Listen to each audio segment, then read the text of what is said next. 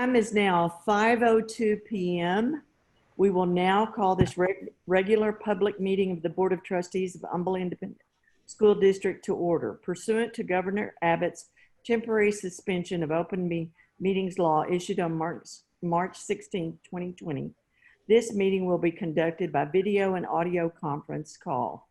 No board members or members of the public will be physically present. Members of the public may access the meeting by going to the link on the Humble ISD website under News and Announcements. Moving to our first item of business, closed session. A closed session of the board will now be held on the matters contained in the notice for this meeting. Should the board determine that any final action, final decision, or final vote be required with regard to any matter considered in such closed session, then such final action, final decision, or final vote will be made upon reconvening of this public meeting in open session. A closed session of the board will now be held. The time is 5:03 p.m. So we will leave this meeting and go to closed session.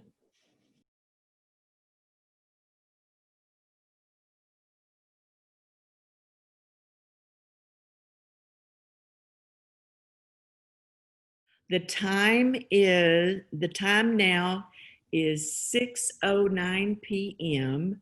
We will now reconvene into open session. Welcome. Thank you for joining us tonight. Reminder that the meetings of the board are open to the public, but are not a meeting of the public. The Humble ISD Board of Trustees meet monthly in a regular meeting to receive reports from staff and take action from recommendations of the superintendent.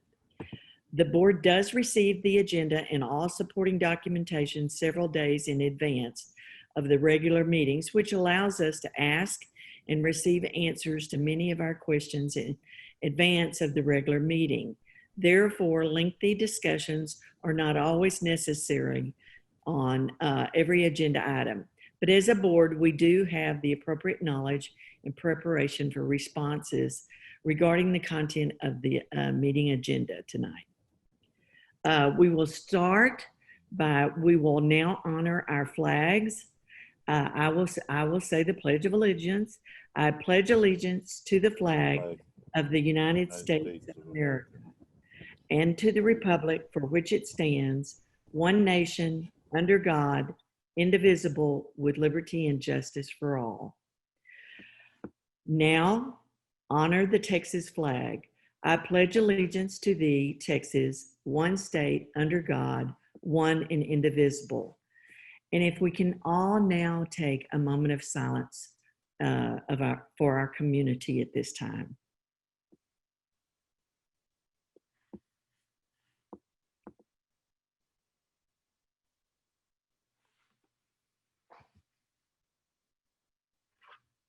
Thank you very much. Moving to our next agenda item tonight, commendations and recognitions. Dr. Fagan, can you please introduce tonight's inspiring moments? The senior class of 2020 has had a wild ride for their final year of their pre-K through 12 experience, and we're excited tonight to hear from our valedictorians.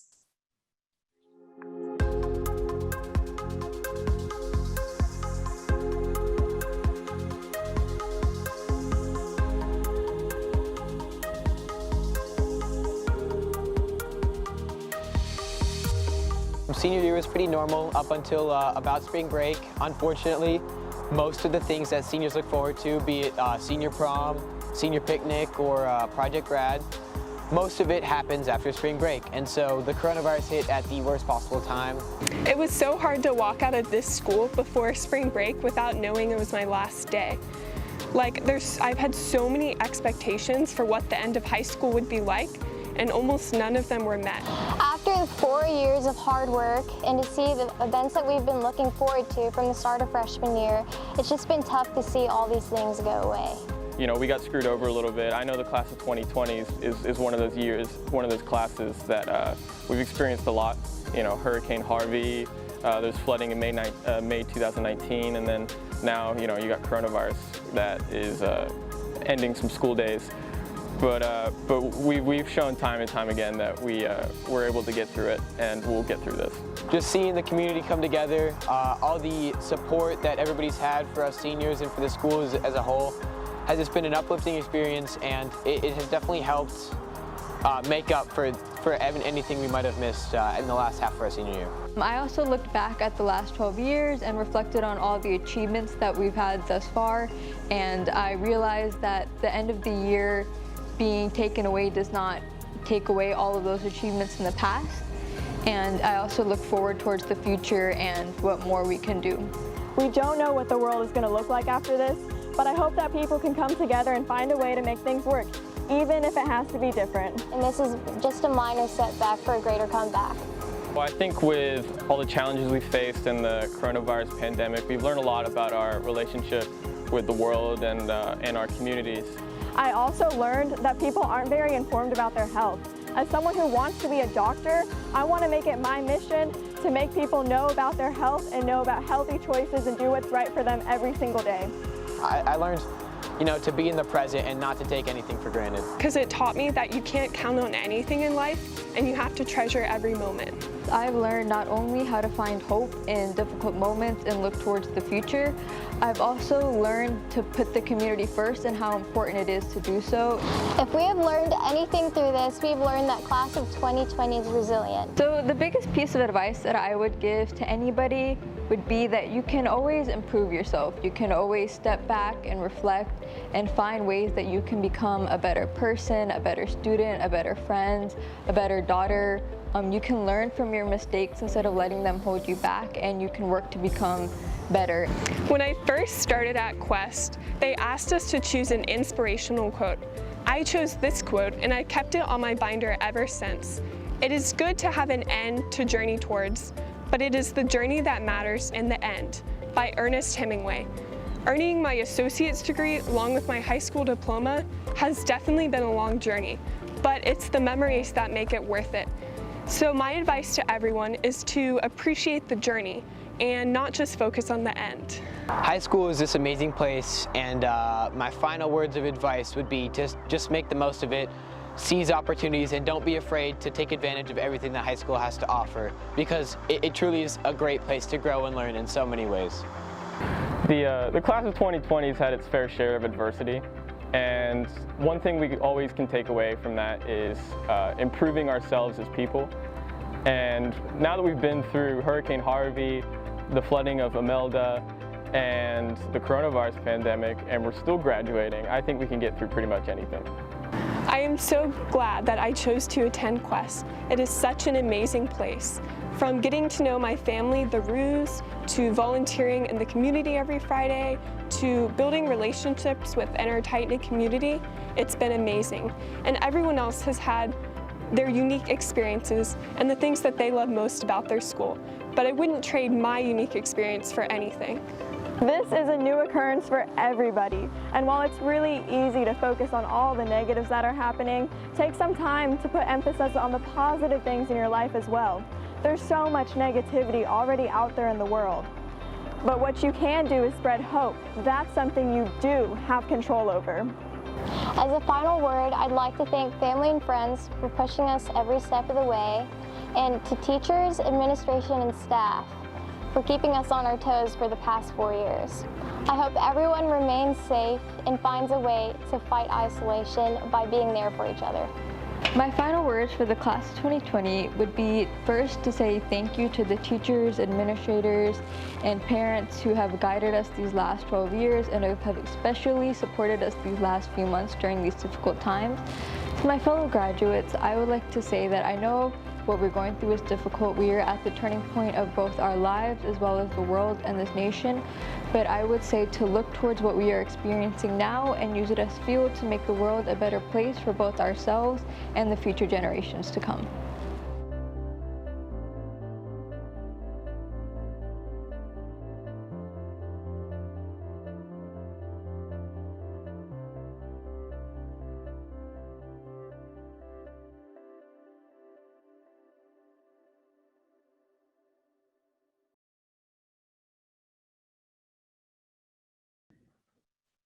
That's it for us tonight. Beautiful. Our next item is public comment. The board encourages comments from citizens of the district or from district employees. Anyone wishing to speak, either as an individual or as a representative of a group, may do so following the procedure outlined on the agenda. The board asks that comments pertain to public education issues and be no longer than 5 minutes. Remember that the board may not disclose or act upon any issues that are not posted on our agenda for tonight's meeting. Excuse me, if an issue mentioned is listed on tonight's agenda, the board will defer discussion until the appropriate time during the meeting.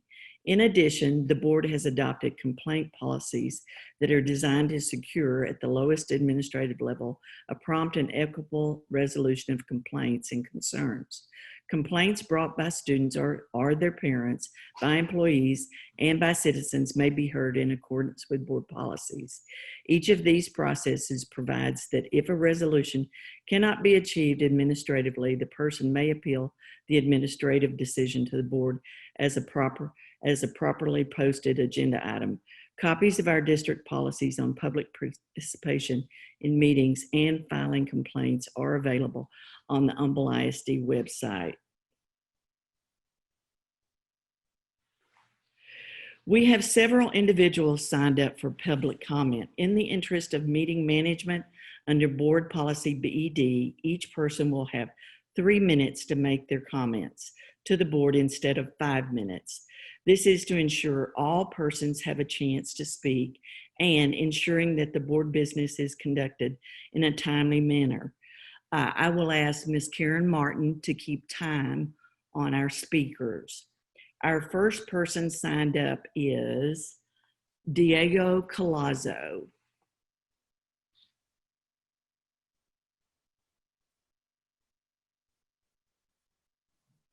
Nancy, it may just be a moment while we get That's him. okay. We'll wait on him.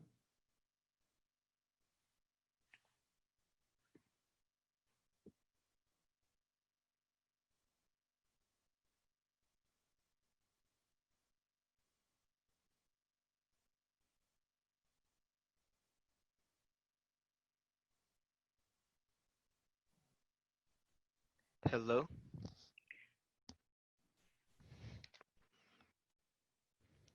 Hello. Hello. Hi, Miss Morrison. How are you, Diego? I just I'm happen doing to good. know this young man. Well, it is your time. You've got 3 minutes to speak, so I'll turn it over to you. Okay. I just wrote a quick address to the school board. I wanted to thank you guys for everything you've done to me ever since I moved to the district in 3rd grade. So I just wrote up something just to give a thank you to everybody in the district that helped me get to where I am right now. Good evening. My name is Diego Collazo, Summer Creek High School's class of 2020 salutatorian. When my family moved from California to Texas, my parents did a lot of research because giving my brother and I the best education was a top priority for them. After looking at many places, they decided to live in the Humble ISD area because the vision of the district and the level of education this district offers was what my parents were looking for, my brother and I. I'm very happy that they picked Humble. I have been lucky to get a great education while building lasting friendships and learning values that will be part of me forever. Our class has had its ups and downs, but these experiences have changed us for the better and have made us the most adaptable class to ever graduate. I'm addressing all of you tonight to thank you, the Humble ISD board for putting the students' needs first. Ms. Arola, my FCE principal, for always supporting her students and making sure we're getting the best education we can get. Mr. McDonald and Ms. Close, from my time at Wood Creek, for shaping us and believing in us. And Mr. Correa, Mr. McDonald, and Ms. Garcia, from Summer Creek High School, for giving us all the tools we needed to be successful and ready for college. All the amazing teachers and staff who gave me the foundations and love to become who I am today. The administrators, teachers, and staff who never stopped working and gave me 110% to make sure we were prepared for life academically and socially. And it even goes on for my bus drivers, Mr. Pei from Wood Creek and Mr. Minden from Summer Creek, who are always there to make sure that I safely made it to school every day. And of course, you, Miss Morrison, for giving me the support and guiding me while working with the junior Rotarians. Dr. Fagan, I would also like to thank you for the book that you gave me and all the other top 10 graduates around the district. I love it. It made me think of all the chances that I took to get me to where I am now. One example is when I made the choice to attend Summer Creek High School, even though at the time my parents had doubts about which high school I should attend. I took a chance and it was worthwhile. I've been able to start many organizations and to take part in different projects that I wouldn't have otherwise been able to take part of if I wasn't in the district, such as the Junior Rotarian Project. What I love about the book is that it does show that life is full of chances, but I feel that with all these chances and risks, I'll be ready to take them on because Humble ISD has prepared me and given me many skills to be successful later in life. Thank you, Humble ISD, for so many wonderful years and memories. Thank you, Diego.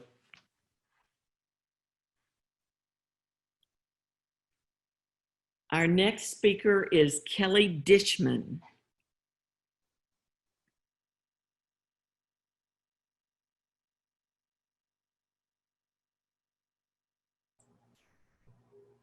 She has not shown up for the meeting, or I cannot identify her, Nancy. Okay, then we'll move on to the third person. The third person is Francis Martinez.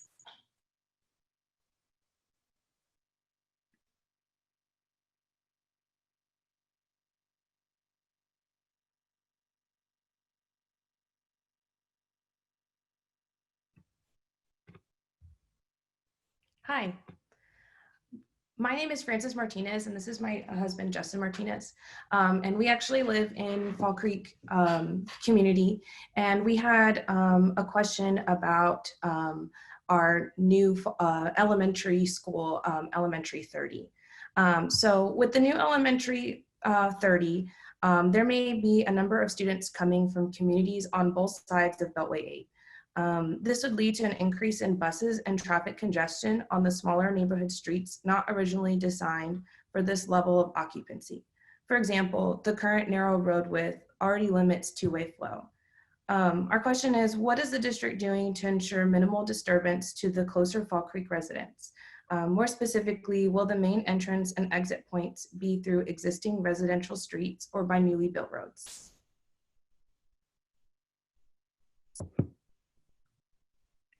With public comment, we cannot answer those questions because it is not on the agenda, but we can take your questions in and then go from that point. Okay, thank you so much. Oh, part of our 3 minutes, I guess. What is that, the question, you're taking the question in and then you're going from that point. What can you explain a little bit further?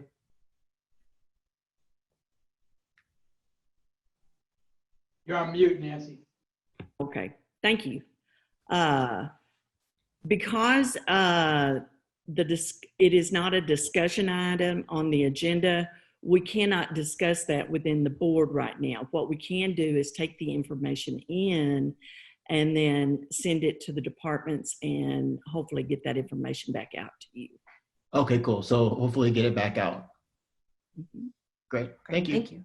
I hope that answers. Is that, Keith, is that okay? Yeah, under the Texas Open Meetings Act, we can't address stuff that's not on the agenda because it's frankly against the law. And so, but what we usually do when this happens is we take your question and we appreciate it and thank you for coming in. We'll hand it over to the folks that are in charge. Typically the superintendent, she'll dole out the people. We'll get the question answered and they'll get it back out to you. So you'll get the information. It's just that we really just can't discuss it because it's against the law. That's it. Okay. Okay, great. Thank you. Thank you. All right, our next speaker is Joe Fletcher.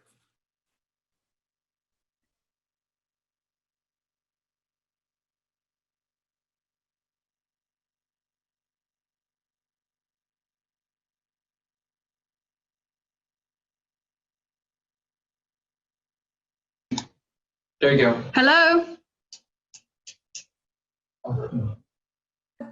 Hello, we can hear you. Yes, we can hear you. Yes. So I'm Joe Fletcher. I have kids in Humble ISD. I'm also a resident of the new elementary school, which is being built, number 30. And I'm actually in a conference room with 4 other people that we've got several questions that we would really like an answer to this school. The person that was just on, Francis Martinez, did actually ask one of the questions that we were also interested in understanding, but we also have several others. I also have in the room Timothy Rose. He's a licensed architect, and he also lives very close to us in the same neighborhood, and I'll pass him on to you right now. Thank you. Good evening, and thank you for this time to be able to speak to you guys today. We really appreciate it, that you taking into our concerns. And we do realize, let tell you a little bit about myself real quick, is I worked in the school industry for over 10 years with a local architectural firm here in Houston. I own my own firm now. I do live directly across the street on the south side of where the new school is going to be. We do have some concerns. One is mainly the traffic load is a big one for us. First of all, let me say we are glad the school is coming. We're happy about that. We're just concerned about the amount of traffic that's going to be dumped on our streets. Not just our street, but the surrounding streets around us. We're also worried about safety of our kids in the neighborhood and of all that extra traffic that's coming in. One thing that would be helpful to know is what age group are you putting in that school right now? We know some of the decisions may not have been made yet, but you know, are they going to be busing from other neighborhoods or just going to be local? You know, how does that impact traffic? A meeting with the residents would be nice if we could get that with all the residents. To our knowledge, none of us have ever been notified that this school was ever happening. For a lot of us, we found out about it through our HOA at a weekend event that they were having, that they had just sold the property to the school. So we were kind of befuddled a little bit about, you know, not being notified about what's going on, so we could at least give our concerns. The other issue is, you know, the houses across the street from us haven't been built yet, but they will come. They're actually slated to come next. And so that's going to put more traffic on our street, making that our road is only 28 feet wide. Okay. And so you can imagine on a residential street with the normal parking that goes up and down there and the traffic that goes, then you add a 900 student school, that's really going to be a real problem. For the safety of the kids and just for getting out from our property every day, you know, twice a day. And so those are some of the questions that we have. And we would just like to be addressed, and at least have the chance to talk to you guys about.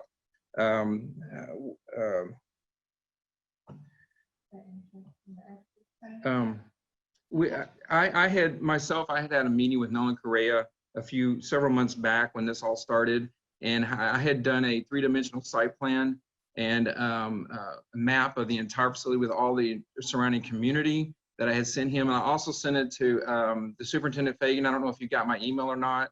With that attachment. Pardon me, I'm sorry, I want to let you know you have 35 seconds left. Okay, well, I had sent that kind of showing some studies that I had done on how to mitigate all this traffic problem, and I would be interested and available at any time to meet with anybody and answer any questions and discuss this with the current architect who's designed the school and the board as well and the community. So we'd appreciate any time you could give us. Thank you. Okay. Thank you very much.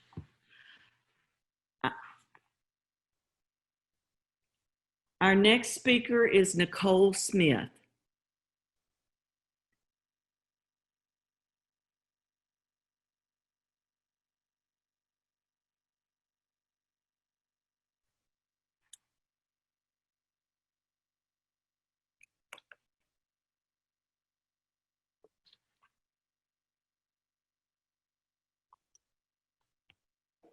Okay. Hello, good evening.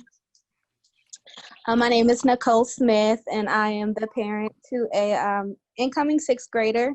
Right now, she is zoned to attend Ross Sterling Middle School. I am aware that the district does provide transfers. So when looking at the schools that were available for transfer, I did notice that some of the Kingwood middle schools were accepting transfers. My concern that I came across when looking at the demographics in those schools was the lack of diversity in those schools in regards to ethnic groups. I noticed that there was just 2 to 7% African American students in those middle schools, which appear to be the top performing middle schools in the district. I'm concerned about that, and I'm wondering why is that occurring, and how are you guys incorporating diversity in those middle schools?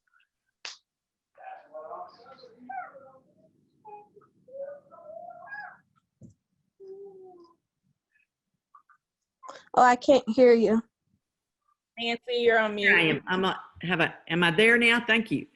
Mrs. Smith, we can take your question in and we can give it to the appropriate person, but by law, because this topic is not on our agenda, we cannot discuss it. So we can get the question to the appropriate people to get the answers back to you. That would be perfect. Well, thank you very much. You still have time. Is there any other comment that you have? I guess I've been trying to contact those schools that I'm considering transferring her to, but with COVID, I understand that people weren't on campus, so it kind of made it harder to ask questions to the principals. So I guess I don't know the best way to proceed before the school year starts. We can get the information back to you. Okay, perfect. Thank you very, very much. Thanks. The next speaker is Kaitlyn Block.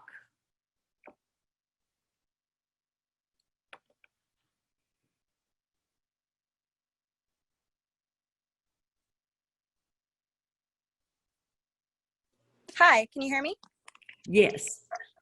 Hello, Ms. Morrison. I'm really grateful for this opportunity, and I'm very glad to be following Ms. Smith's comments and questions. I do not personally have any questions. I attended Humble ISD from kindergarten through 12th grade, and I'm sorely disappointed by truly the lack of diversity in our schools, be it the racial, honestly, segregation of our campuses, as well as the diversity inclusion as part of our curriculum. I have a Master of Public Health and Health Policy, and I can say that the coronavirus pandemic is disproportionately killing Black Americans, and there are also in the fact that there are racial inequities in all facets of society, including education, is an epidemic of enormous magnitude in and of itself. I just want to start by saying, pointing out some examples from my experience in Humble ISD. In 4th grade, we learned about the Comanche tribe by creating a song about it using the song I Want Candy by Aaron Carter. In 8th grade, we went outside and learned about the triangular trade routes and passed textiles, sugar, and molasses back and forth and ignored the torture and abuse of stolen Africans from their continent. We also had to write a journal from the perspective of a child on the Oregon Trail, but ignored those Native Americans and their strife. In 9th grade, we learned apartheid in South Africa through having paper passports that said if we were white or Black, teachers and others were supposed to question us as we entered to show them our paper passport. I suppose this was where we were supposed to understand systemic oppression. In 11th grade, my AP English teacher was forbidden to teach a poetry unit because we read an article about feminism that had a few cuss words. We did not read James Baldwin, Richard Wright, Maya Angelou, or Zora Neale Hurston. In social studies, we did not emphasize Black historical heroes outside of MLK and Nelson Mandela, and even then, that was very sanitized. We especially did not emphasize Black female historical figures such as Angela Davis, Shirley Chisholm, or Ida B. Wells. The struggle for the vote did not end with the ratification of the 19th Amendment as we were taught. It ended in 1965 when Black women were enfranchised through the Voting Rights Act. Ms. Block, I apologize. You have 35 seconds left. That was, okay. Anyway, so my actionable steps that I request of the district to consider are to abolish Patriots Day, as it is steeped in white supremacy and colonial imperialism. Adopt culturally responsive pedagogy practices such as hip-hop education, science genius curriculum. To encourage children of all races and backgrounds to enter STEM. Require all Humble ISD teachers and leadership to read books including but not limited to How to Be an Anti-Racist by Ibram X. Kendi, White Fragility by Robin DiAngelo, Everyday Anti-Racism, Getting Real About Race in School by Micah Pollock, and Why Are All the Black Kids Sitting Together in the Cafeteria by Beverly Daniel Tatum. Thank you. Please consider Ms. Smith's and my concerns and the rest of the students of Humble ISD. Thank you. Thank you very much. Our next item is comments by individual board members, and I'll move to Mrs. Lamont Dixon first.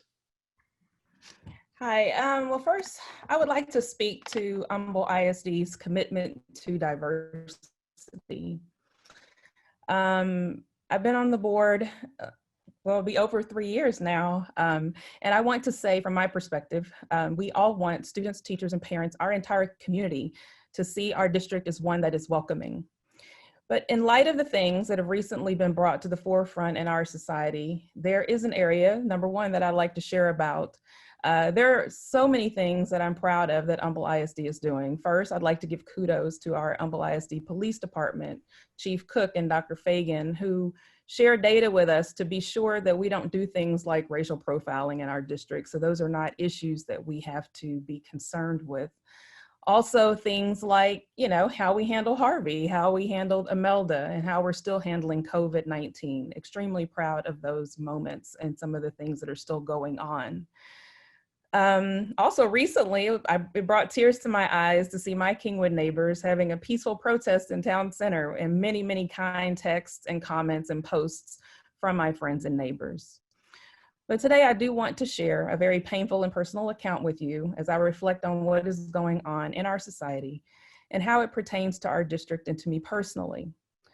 So just one of my experiences, so just imagine for a moment, you know, I was 6 months pregnant with my first child. My husband and I were taking a short trip from Macon to Atlanta, Georgia to visit our relatives. We were driving our almost new Toyota 4Runner. On the trip, I chose to drive because I just needed something to do. I could not sit still. So we decided on the trip that we would have Bible study. So my husband's reading the Bible to me, leading us in Bible study, and we're drinking bottled water. The car was on cruise control with the posted speed limit. About halfway through our trip, driving on the interstate, we were pulled over. The officer asked me for my license and insurance, and I give it to him. The officer then goes to his car and comes back and asks me to step out of the vehicle and come to the back of the car behind the vehicle on the interstate. As I do this, I notice that his partner is standing next to my husband's door with his hand on his weapon, just in case my husband reacts in any way. Cars sped by me on the interstate. I was very nervous. The officer started asking me menial questions. How can we afford this car? What do I do for a living? What does my husband do for a living? And so on. He finally says we can go, and he never told us why we were pulled over. Of course, I was emotional, but very thankful for the rest of our journey that the scenario ended without incident. That was 22 years ago, and I still today have to tell my children that this could happen to them, so I have to talk to them about how to handle this particular type of situation. Of course, I love all of my board colleagues, and I hope everyone does know that. But I do also know that they have not experienced what that feels like. But this is actually the point. The point is, I think we need to be proactive in understanding the sensitivities of all of our students, all of them. And there are sensitivities in all different types of communities, and it's important. So my charge to the administration and my board colleagues is for us to be leaders in public education. As leaders, it's critical that we actively show our support, and as part of the effort, we can and should develop a formal district diversity statement, like many corporations and institutions of higher education already have. That simply echoes what we all value and how we all live. And since we are working on our vision and mission statement currently, we could technically include that inclusive verbiage. As we all know, actions speak louder than words, so it's important that we demonstrate our values in actionable and meaningful ways. As an example of this, I propose that we incorporate diversity and inclusion training as part of our professional development for all of our employees. As leaders, we have an opportunity and a responsibility to actively live our values and demonstrate our commitment to students from every background. This is a time where each of us, despite our discomfort or differences, can work together and lead by example for our students. Solidarity at this time is key. I live in this community. My children were and are still being educated here, and it is the district that I choose for my family. We love it here. And in closing, I just want to say that I would never for the district to educate my children other than Humble ISD. Thank you very much. Thank you. Mr. Lopez?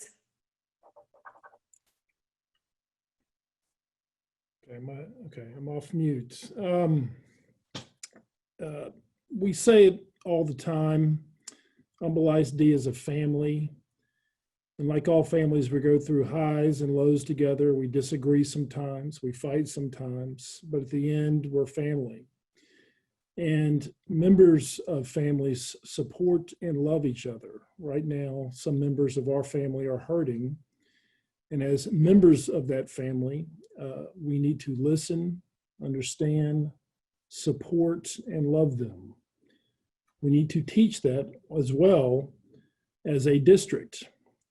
And I'm all in favor of making sure that the things that Ms. Lamont Dixon talked about, that we put on the future agenda so we can discuss them, because I think it's important, and it's an important part of the education of our children, because as we all know, racism is taught. Kids aren't born racist. It's something that's taught. And as a educational institution, we need to make sure that we are teaching the opposite of learned hate, which is love.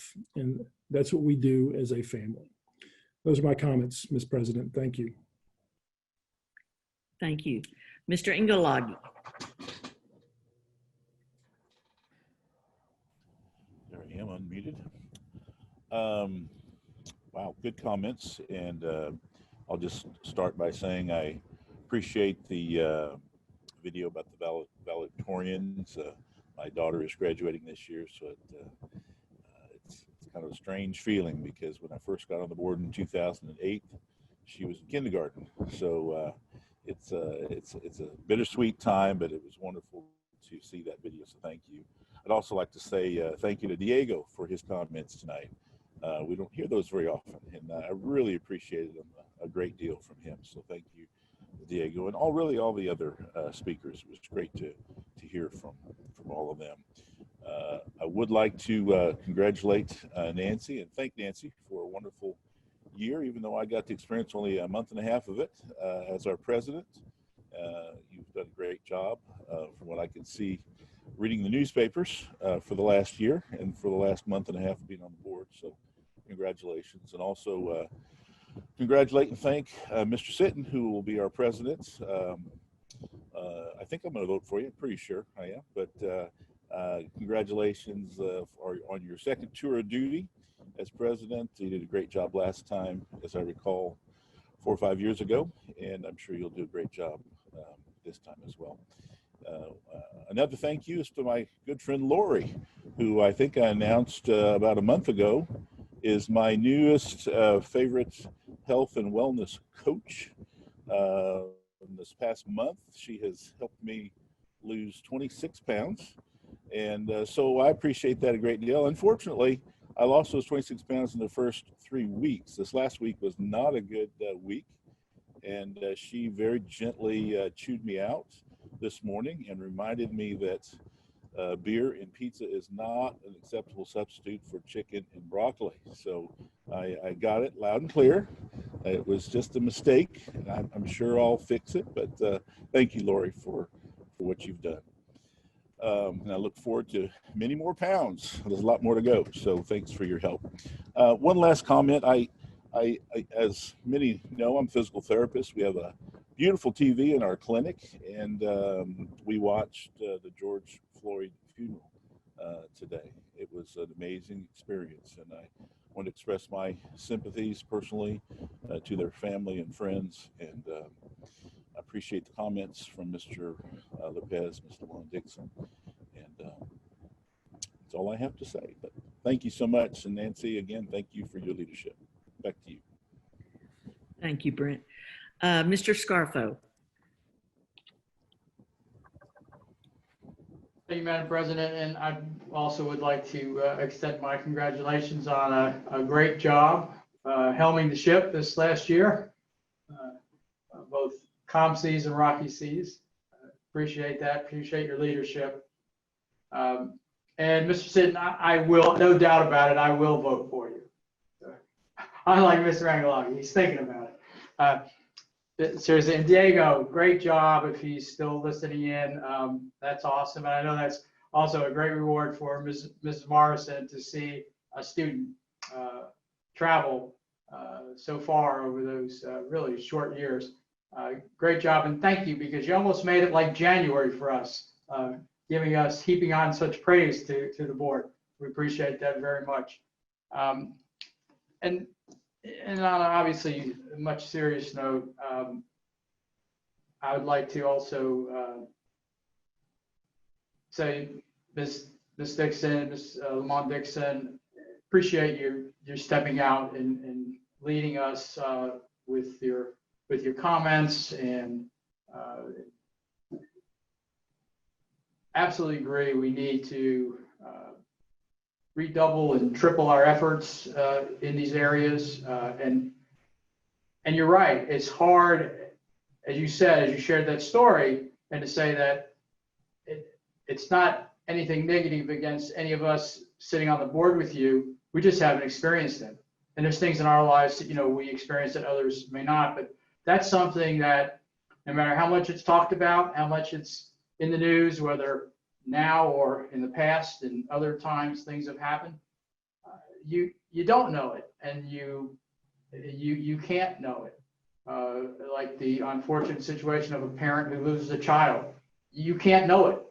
And so I appreciate you sharing that. I know it's not easy sometimes to come forward with personal stories like that. And I know here in our company, we've been going through a lot of that same soul searching at the highest levels of leadership, and we're disseminating that to the organization, that as much as we feel that we practice diversity in our company, it's just clear that there's more we can do here at Insperity, and there's certainly more in all our organizations, and the school district, of course.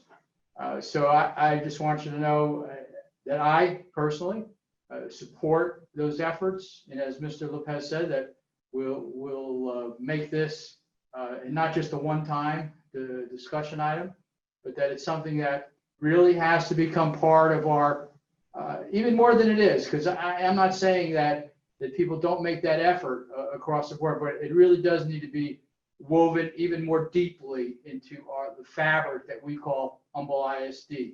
And because as Mr. Lopez said, you're not born with its environment that creates those things in the home, in the community, wherever it might be, even in church. So it's up to us to make sure the right lesson is taught. And so I just want you to know that I am there with you and with others in our community. And I'll stop there. Thank you, Ms. Morrison. Thank you, Mr. Scarfo. Ms. Toomey. There we go. Sorry. Let me start by saying I am not as eloquent of an impromptu speaker as many of my other board members. But I did want to express, we heard in the video that we had in our Inspiring Moments today from our valedictorians about some of the things that they had gone through over the course of their 4 years in school, in high school, that started with Harvey and Imelda and the pandemic. But little did those valedictorians know a month ago that they would be graduating. In addition to those struggles, they would be graduating at a real inflection point in our society when it comes to how we deal with each other, as Mr. Lopez said, as family or as fellow citizens of this country. And I just wanted to express to Ms. Lamont Dixon that her example in how she presented herself and her story and her leadership in this area is something that can be an example to those graduating seniors that are now going on into adulthood, and how we deal with each other in a way that is respectful and trying to understand the point of view of everyone we're speaking with. So as a former professor at the University of Houston Law Center, one of the things I always used to tell my students is that we approach every situation through our own lens of experiences. And all of our experiences are different. And I use the example when I spoke to my students that if in speech, if I use the word home, and I'm sitting in my classroom and I realize that I have a student sitting over here who grew up in China, and I have another student sitting over here that grew up in Texas, their interpretation and their vision of what pops into their head when I say the word home is completely different. And that's the same thing we have here. We have all of these different experiences that I think we can bring to the table together and hopefully be productive and make, as I told Mr. Ingelagi this morning, we're not demanding perfection. We just want to continue making progress. And because we are humans, we are people, we are always going to fall and have the beer and pizza when we didn't intend to, but it's the daily progress, and it's the fact that we need to bring it to the forefront that we will daily try to continue making progress. And so thank you to the students who spoke in the video. Thank you to Ms. Lamont Dixon. Thank you to the people that spoke in community comment time regarding the various issues that they're having as well. Thank you everybody for just intelligent, respectful conversation that we are starting here today. Thank you. Thank you. Mr. Sitton. Thank you, Madam President. I've got a few thank yous and a couple comments that I'd like to make. I first and foremost want to thank all the speakers that spoke tonight. Very timely, very good questions, and we will get those questions answered. And want to thank Dr. Fagan, her team, teachers and staff, and how they finished the year off on a high note, and continue to work through the summer on getting the kids back in class starting August the 11th, and also dealing with all of the contingency plans that are being thrown at us. What if this, what if that? You know, it's one thing to change on a dime when we have a hurricane come in and look at a different schedule and how does that look, and you've dealt with that. Now we have the opportunity to really plan ahead, but still it's the fear of the unknown. What are the different contingencies that we may have to deal with? And I know that y'all are working night and day on that stuff, and I want to appreciate that. I want you to know that we appreciate that. Congratulations to all the graduates of 2020. It has not been an easy road. My wife has been crying now for about 2 months because of all the senior activities being canceled and everything. And we have a son that's graduating from K Park this year, and excited that we're going to get to actually have a live graduation ceremony. Do not bombard Dr. Fagan's office. All those plans have not been finalized yet, but we do have a couple plans that we're working through.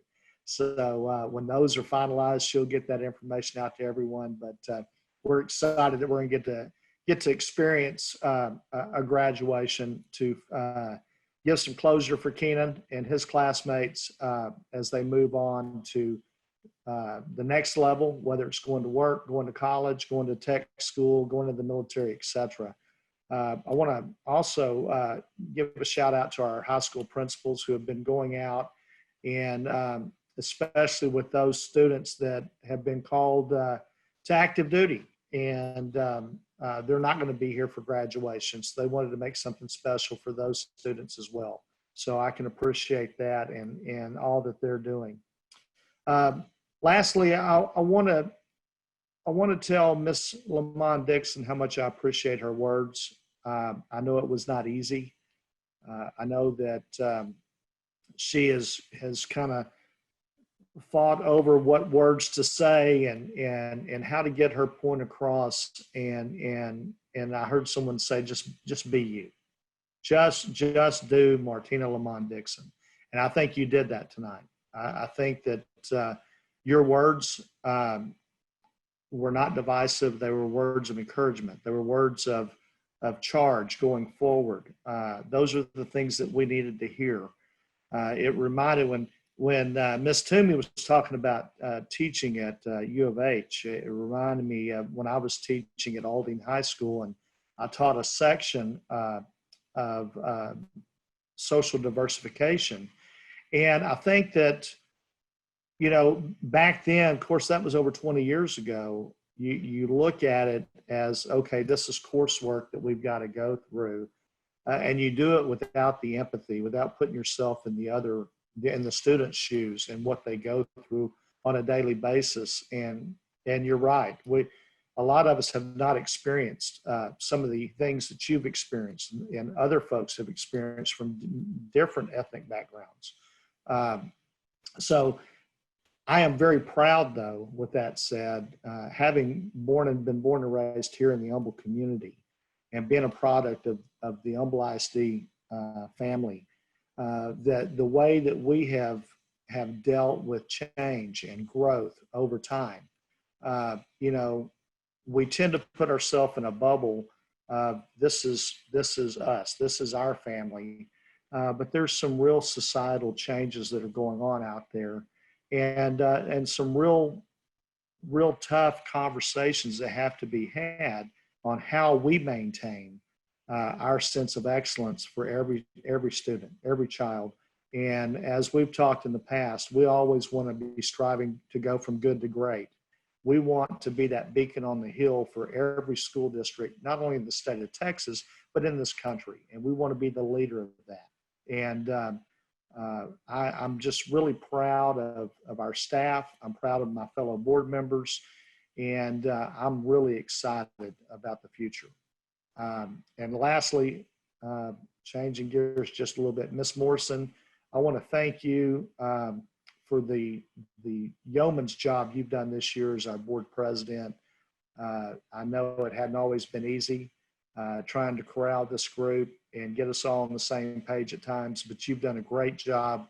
And I just, hopefully we can be back in our boardroom publicly in July and we can thank you properly. So that's all I have. Thank you very much.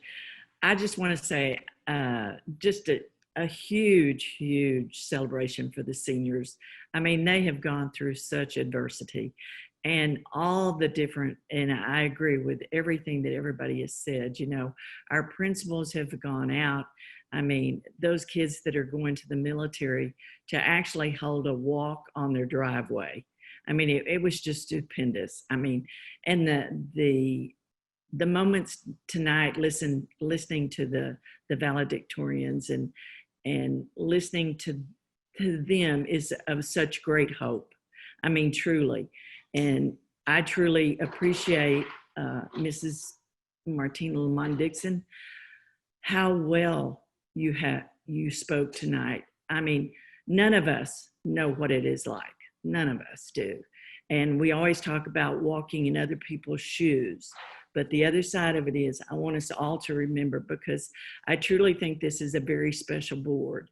We listen, we try very desperately, but we should always continue to be respectful, be good listeners, and support each other and support our patrons and our constituents, because needless to say, this world is different and it's changing, and it changes every day, and our world is going through, I mean, I believe COVID-19 it has been extremely difficult. We are all social people. I mean, we love to be around people, and we're seeing the effects every day. But I truly am very proud, and I'm extremely proud of this district, and I'm extremely proud of Dr. Fagan and her staff on what all they've done and accomplished. So I'm going to forego, and like I say, I thank every patron that came tonight. And Diego, yes, he is a shining star, and he will be a shining star. So I'm going to stop. And our next item is comments from the administration. So Dr. Fagan, I will turn it over to you. Thank you so much. You all have said very eloquently a lot of different things that are very important to me, personally and professionally as a superintendent. Humble ISD is a family. It's one of the reasons that I sought out the opportunity to come and work with all of you here in this community, because this is a special place. We do a lot of things really, really well. And the list is too long to mention. You know, every time we have been faced with a horrific piece of adversity, whether it be a hurricane that completely eliminated one of our high schools for the better part of a year, tropical storms that impacted a community that had just been flooded, had students staying overnight in some campuses, then a pandemic where our teachers had to change what they were doing literally overnight, reach out to our students.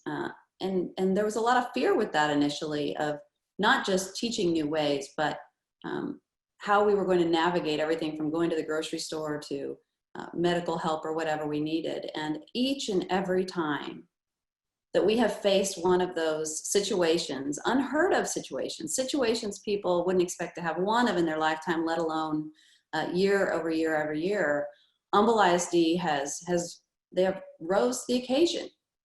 They have outperformed the expectations that I even had for us, or that others did, by coming together, by listening, by demonstrating empathy, with performance, by giving, just an endless list of positive attributes that I've lived in 4 different states. And maybe people who've always been here don't know this, but it's not like that everywhere. It's not. And so when I say Humble ISD is a family, it truly is. It's a family that supports one another, that cares about one another. All of that said, that doesn't mean it's a perfect family. No family is perfect.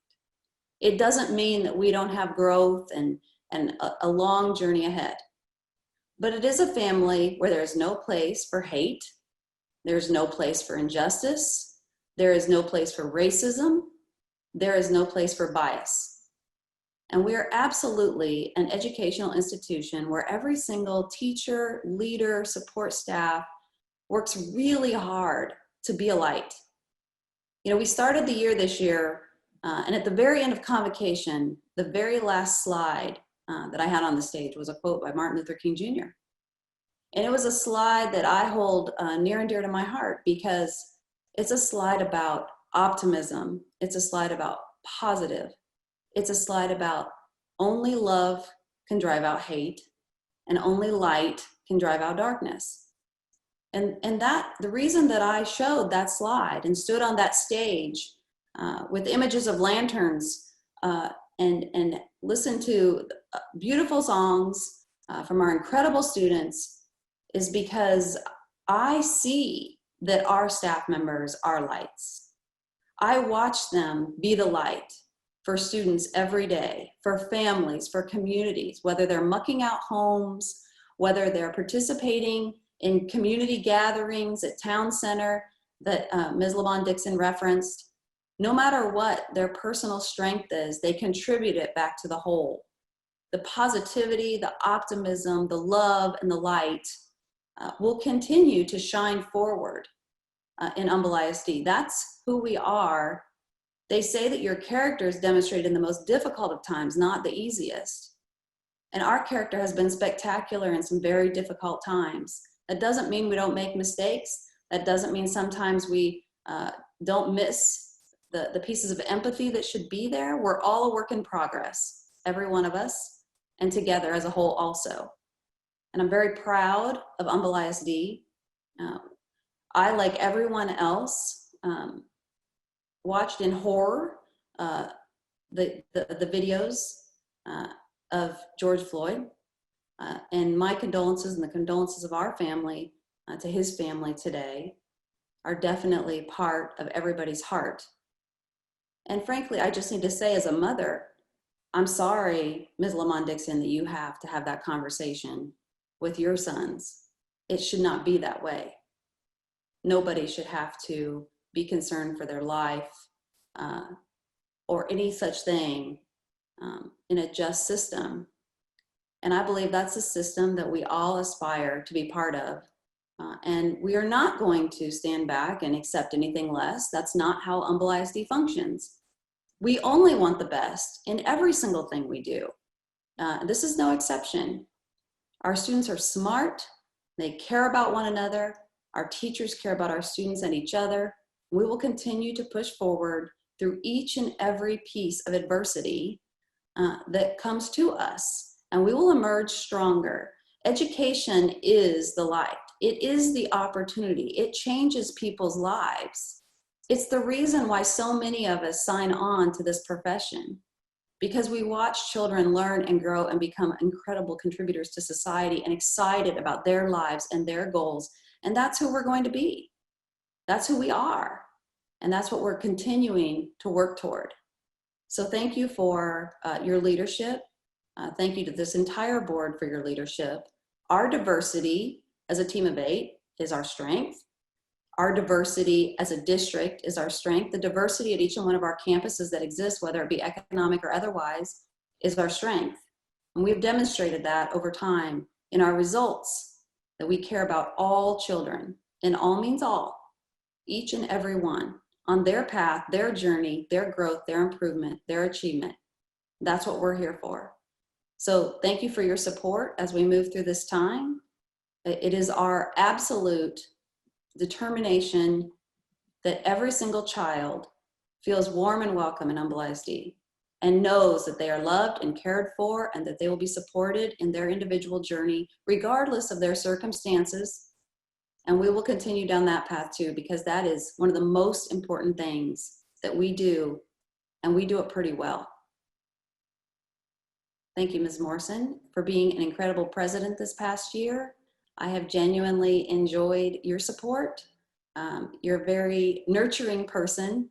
All those that have worked for you in the past know that I speak the truth, and you know just when to call and just when to send that smiley face emoji or whatever the case is. So thank you for being a strong support. Thank you for working in the best interest of the district and on behalf of your colleagues.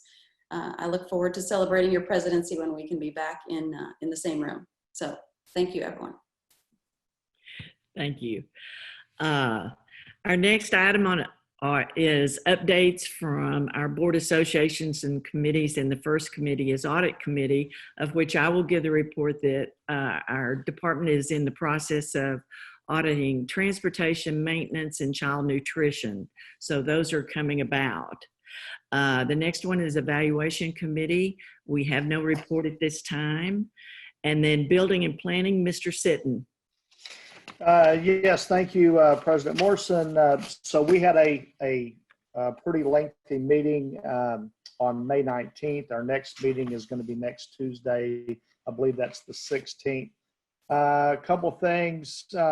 We looked at a presentation by PBK regarding Kingwood High School, Kingwood Park High School, their third gym renovations, their CTE additions. Saw some of the preliminary diagrams and looks of those.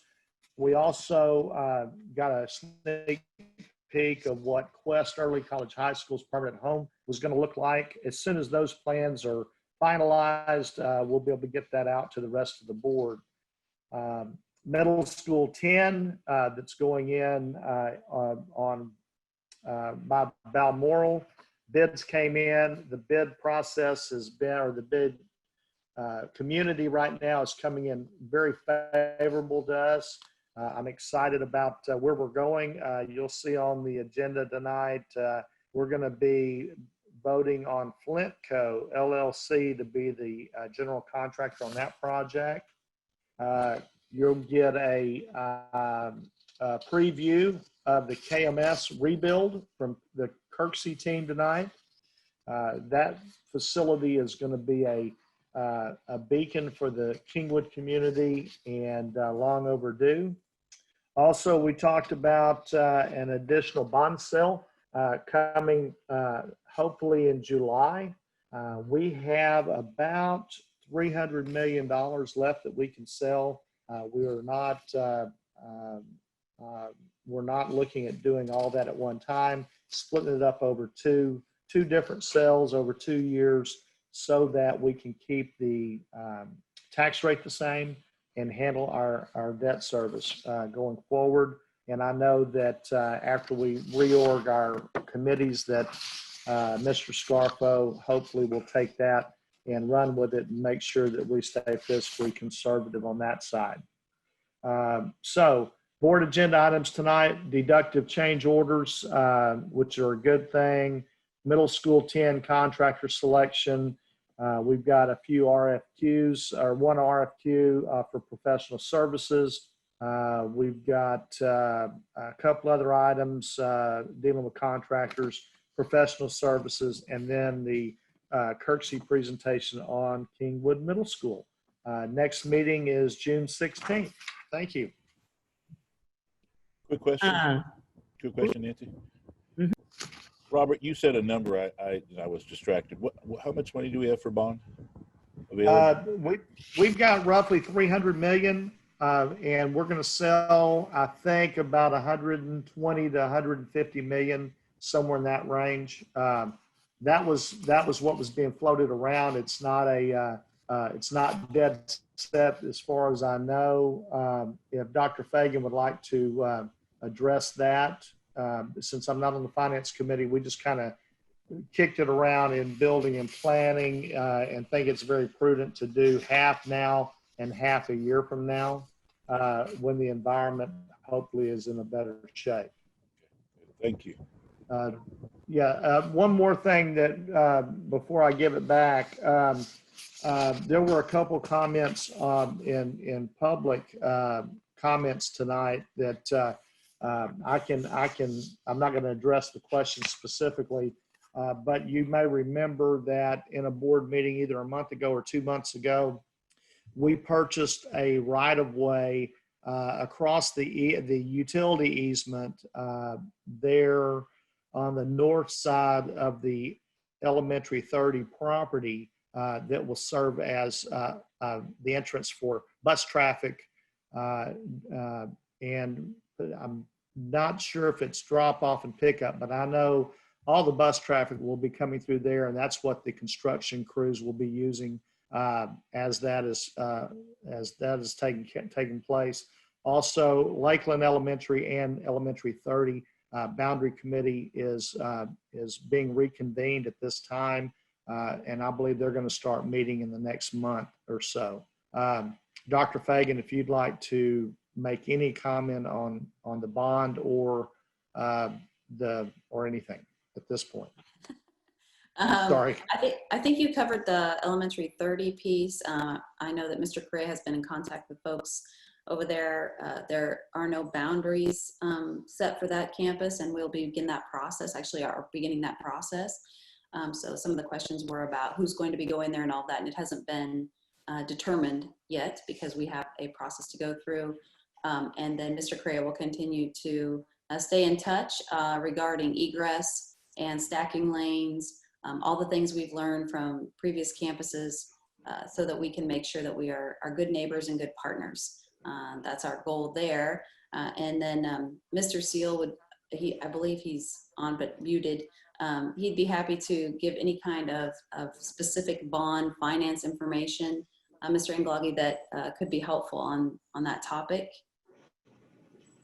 Really, you hit all the high points. The market is right. There's some uncertainty out there, at least in my mind, as to whether we might be challenged to sell bonds a year and a half from now. We're actually looking at selling as much as 200 million of the 300 remaining million. But we haven't committed to a figure yet. We'll be coming back to the board next week as an agenda item in addition to the budget workshop, the budget hearing, to finalize that amount and seek board approval. Thank you.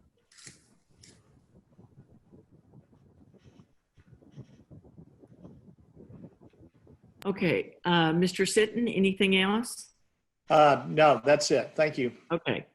Finance Committee, we have a budget adoption meeting next week, next Tuesday night. So we'll go into that. And advocacy, Ms. Dixon. Nothing to report. Board representation on the Educational Foundation, Mr. Scarfo. No, nothing to report, Madam President. Kingwood Super Neighborhood Council, Ms. Toomey. Nothing to report at this time, Madam President. Okay. Moving on to item 4, action item, board officers committees. Our first item is item 4A, the selection of board officers. Do I have a motion? Yes, Madam President, I have a motion. I move to approve the selection of the Board of Trustees officers for the 2020-2021 school year as follows. Robert Sitton as president, Martina Lamont Dixon as vice president, Robert Scarfo as secretary, and Lori Toomey as parliamentarian. I have a motion. Do I have a second? Second. Is there any discussion? Not having any discussion. All those in favor? Right? Very good. Okay, I have 7 approval. The motion, Mr. Sitton, you are now president. So I will turn the meeting over to you. Well, that was close. I didn't think Mr. Engelage was going to vote there for a second. He was leaving me hanging. So, well, before I go to the next, I said he was. Yeah. Before I go to the next item, once again, Nancy, you did a yeoman's job this past year with everything going on with the pandemic, and bless your heart, Dr. Fagan, having to deal with Nancy through all that as well.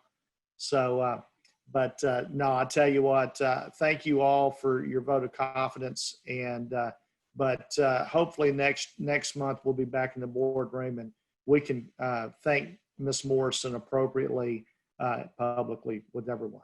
So, all right. I'll tell you what, before I go to that next point, is there anyone that would like to make any comments on behalf of Nancy and the job she did last year? I would like to Ms. Morrison, you have been a wonderful leader. I have truly enjoyed things that I've learned from you, and just your spirit. I think Dr. Fagan said something about, just how you are. You're very nurturing and supportive, and you've always been supportive of me throughout, the entire time I've been on the board, but especially as our fearless leader as board president. So thank you so much, really. I'm glad to be serving alongside you. Thank you. Thank you so much. I appreciate that. Ms. Toomey. So as the newbie on the board, I think out of all of us, I am most certainly the newest one in the last year. So Ms. Morrison, I want to say thank you so much for the way that you mentored me over this last year. And we're able to just, again, be, as other people have said, that nurturing spirit coming in, and so many people out in the public really have no idea what school board members do and all the procedures and the things that go on. And I felt coming in that I had an understanding of it, but you never really understand it until you experience it. And so I just thank you for your mentorship and leadership coming into that situation. Thank you. Mr. Lopez. Oh, I just wanted to say that great job, Nancy. It's been a heck of a year to be president. A lot of things you missed out on, but I think we're lucky that you're leading or at least helping Liz guide the ship through these murky waters. And you did a great job. Great job. Thank you. All right. Anyone else? Okay, let's move forward then. So moving on with our agenda, we're looking at item 4B, committee appointments. Per board policy, Ms. Morrison, Ms. Lamont Dixon, and myself, we met and would like to ask the following board members to serve in the following committee appointments. Board and Superintendent Evaluation. Martina Lamont Dixon as chair, Keith Lopez and Robert Scarfo as committeeman. Board Building and Planning, Robert Sitton as chair, Martina Lamont Dixon and Nancy Morrison as chairpersons. Audit Committee, Nancy Morrison as chair, Lori Toomey and Brent Engelage as committee persons. Advocacy Group, Lori Toomey as chair, Robert Sitton and Brent Engelage joining her. Finance Committee, Robert Scarfo as chair, Martina Lamont Dixon and Lori Toomey joining on that committee. As our liaison to the Education Foundation, Nancy Morrison. As our liaison to the Kingwood Super Neighborhood Council, Robert Sitton. TASB delegate and alternate delegate, Martina Lamont Dixon as delegate, Lori Toomey as alternate delegate. Can I get a motion to approve our committee assignments? I move to approve the committee appointments for the 2020-2021 year. I have a motion. Do I have a second? Second. I have a second. All those in favor, raise your right hand. All right, 7-0. Perfect. All right, let's move it on to action items from closed session. Our parliamentarian, Ms. Toomey. So do I have a motion from closed session? You most certainly do. I move that the board approve the administration's personnel recommendations as presented in closed session. I think that's it. With addendum. Oh, with addendum. All right, I have a motion. Do I have a second? Second. We have a motion, we have a second. All those in favor? All right, that'd be 7-0. Perfect. All right, so now we're going to go through our consent agenda. And Ms. Toomey, if you can help me with some documentation here, we'll get through this. So item A, approval of minutes for the regular board meeting held on Tuesday, May 12th, 2020. Consent. Item B, approval of minutes for the special board meeting held on Tuesday, May 19th, 2020. Consent. Item C, goods, professional services, and non-construction services exceeding $50,000 in the aggregate or $25,000 individually. Consent. Item D, 2019-2020 construction and construction-related purchases. Consent. Item E, 2020-2021 construction and construction-related purchases again. Yeah, all right. Consent. Item F, budgetary transfers and amendments, including an increase for tiers TRS on behalf of the employees, district radio system functions and maintenance summer projects. That is also consent. Item G, bond fund transfers and amendments. That is consent. Item H, tax refunds. That is consent.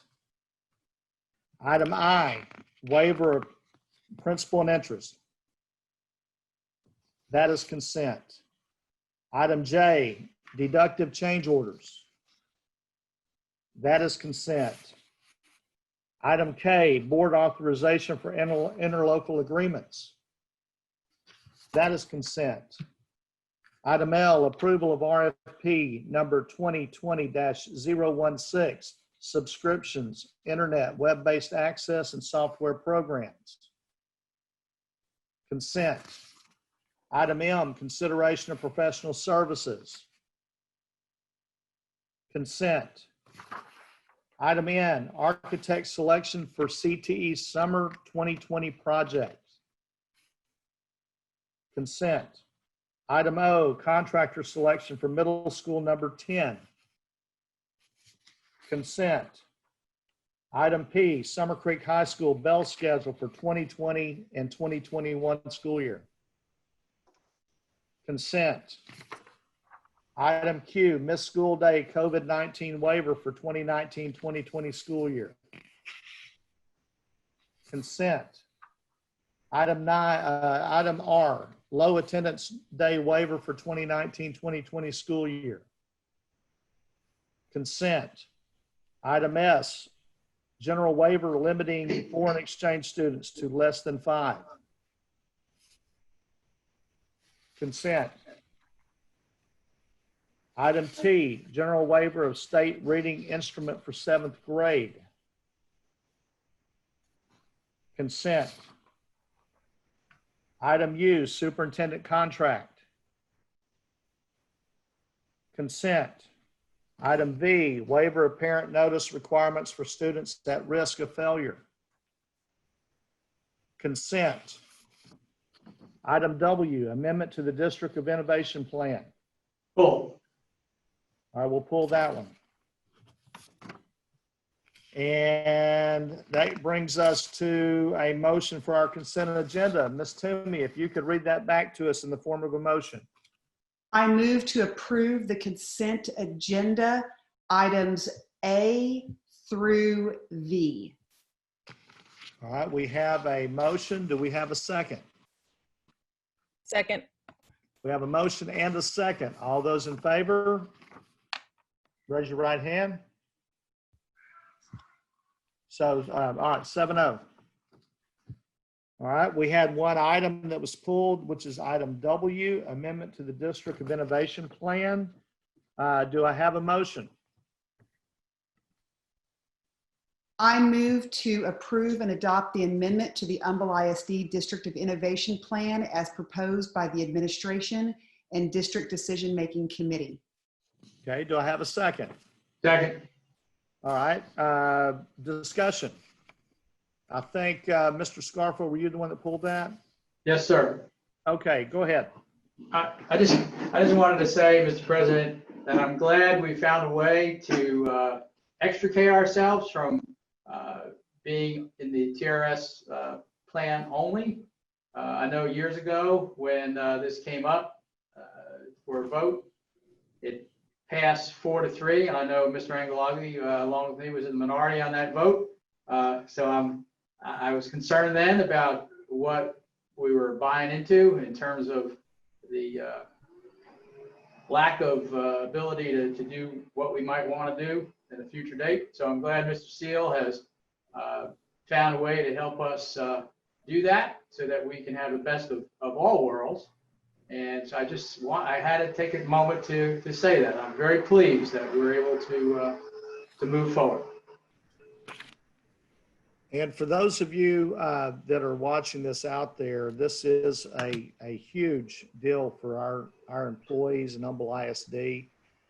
We will still be part of TRS Care, but we are actively looking for a outside third-party insurance source for a separate self-funded plan that we think will benefit a large portion of our employees and staff. So thank you for bringing that up. Any other discussion, any other comments? Not seeing any. We have a motion on the table. All those in favor, raise your right hand. 7-0. Thank you. All right. Moving on to our item 7 action items. I believe this was supposed to be pulled off the agenda. Is that not correct? This is the nomination for a candidate of the TASB Board of Directors, position 4. Mr. Sitton, that's correct. That item was pulled and is not on the public agenda. Okay, all right. Thank you very much. All right, so skipping item 7, we'll move on to item 8, our informational items. Report of management fees paid under cooperative purchasing contracts. Any questions about that? All right, not seeing any.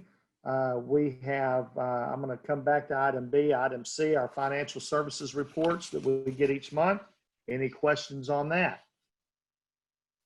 Not seeing any. Let's bounce back up to item B, Kirksey, presentation on Kingwood Middle School replacement. Mr. Engle, you pay attention because I think you're going to like it.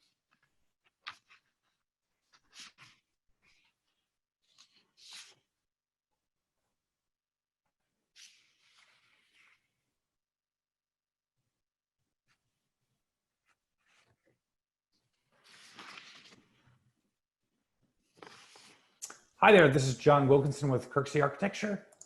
Are you guys able to see my screen? Yes. Fantastic. All right, yes, as I said, I'm with Kirksey Architecture, and I'm going to walk you guys through the design update for the Kingwood Middle School replacement. This first slide here is an image of our future site plan for Kingwood Middle School. And what we see here is the school being located to the north of the site. And that is part of it is because the existing school, as it is right now, is located on the southern part of this site. And that school will be in operation as we build the new school. As the school is in operation, we build the new school. Once the new school is complete, then the phase 2 will take place, in which we will demolish the existing school and we will build the sports fields on the south part of the complex. And so you can see here the site has Woodland Hills, it has Pine Terrace to the south and Cedar Knolls to the east. We have a bus loop access off of Pine Terrace to the south there, and then we have a parking lot and also primary car access on Cedar Knolls, and we have a parking lot at the eastern portion, and then we have a parking lot to the north of the building. And so what that long drive does is it provides a lot of stacking and so forth for the car drop off and pickup times for the middle school. Other important parts of the site plan from an aerial view are this large courtyard in between the school and the sports fields. And that's primarily thought of as an outdoor learning environment, an extension of what's happening inside the school, and also a great outdoor space for the kids of Kingwood Middle School. And we have main entrances to the school near those 2 parking lots on the east. And then we also have a secondary main entrance more centrally located. I'm going to go to the next slide there. So, Mr. Just a question before you move to that. Yes, sir. That slide you're showing. So how is the traffic going to flow into the neighborhood? Is it all coming out on Cedar Knolls from those 2? From Pine Terrace? Going out Woodland Hills? Because yes, sir. Pine Terrace connects to Woodland Hills. Okay. And so the very same way that it happens right now, the current school has access on Pine Terrace, and it has access off of Pine Terrace and Cedar Knolls. So this. Okay, and that's been an ongoing problem for that neighborhood for years and years and years. Is there any way to have it come out to more of it flow out to Woodland Hills to alleviate some of that in the neighborhood, cars lined up for blocks and blocks, and heaven forbid if an ambulance needs to get in there, or EMS needs to get in there during arrival or dismissal, it's going to be really tough. Absolutely. I just wondered if there was a way to make a change now that we're relaying this out. It's something that we went through and discussed a lot at the beginning stages. One of the big issues is that where the site is located, where we have most of our kind of our new roads and so forth, the road is at a different elevation than the site. It's a higher elevation, and so it makes it very difficult to connect to Woodland Hills at the north of the site. And then we have a large expanse along Woodland Hills where we don't have really any connectivity back to the roads along these practice fields here. So that is where the team is ended up in our kind of evaluation and our study of the site, with maintaining similar access points as to what they have. All right, thank you. And then we have, in addition to that, I'll also mention we have a larger detention area to the south of the site. We have a perimeter fence that would block that off, and something that we're studying as far as integrating it into the neighborhood and making it feel as part of the neighborhood as we move forward with that. Hey, John, one quick question on the public access area. Where you have that gate, can't that be used as a stacking lane to go around the back and come back up, or not? And are you talking about the gate located here? Yes. Correct. That gate, yes, that gate is open, and the car stacking would follow along this road, and it would turn. There's a turnaround here, and it's a 2-lane road for the cars to stack up and then drop off in front of the main entry right here. Now, that's not something we currently have access to, as a stacking lane like that. Is that correct? Correct. Okay. This greatly increases the amount of stacking capacity. Yeah. Well, that's good. So that means, Robert, if what you're saying is it's kind of taking it off the street, the service street, and parking it into the property. So you shouldn't have what you have today. So I think that would be a big plus. Yeah, that's correct. That's why I wanted to bring that up, and I wanted to verify that while we had John here.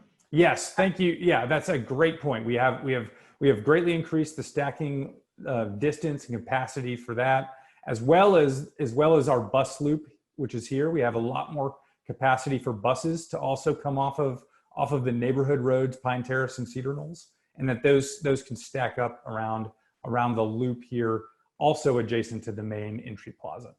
So Ms. Timmy, go ahead. Let me ask a quick question. So that loop at the bottom, that's the bus loop, right? Correct. Going out to Pine Terrace. And so our stacking lane that we have is a singular stacking lane, correct? So essentially you have, am I interpreting it right, that you have kind of one car coming in at a time and one car going out at a time onto Cedar Knoll? Well, yes, we have a primary entry, which would be on this side, and it's a 2-lane road, so we can have cars going both ways, coming around here, and then they would exit out this lane here.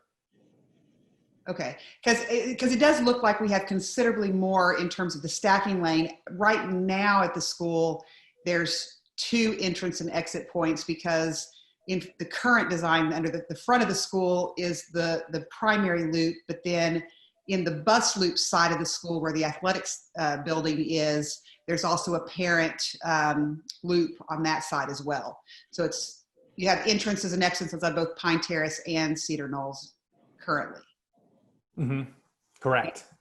Okay. That was my only, honestly, in looking at it, I love the additional stacking. My only concern was that all the traffic being directed out onto, all the parent traffic being directed onto Cedar Knoll. So they would have to turn right, because if they turn left, I don't know, there might be a considerable amount, I don't know, never mind.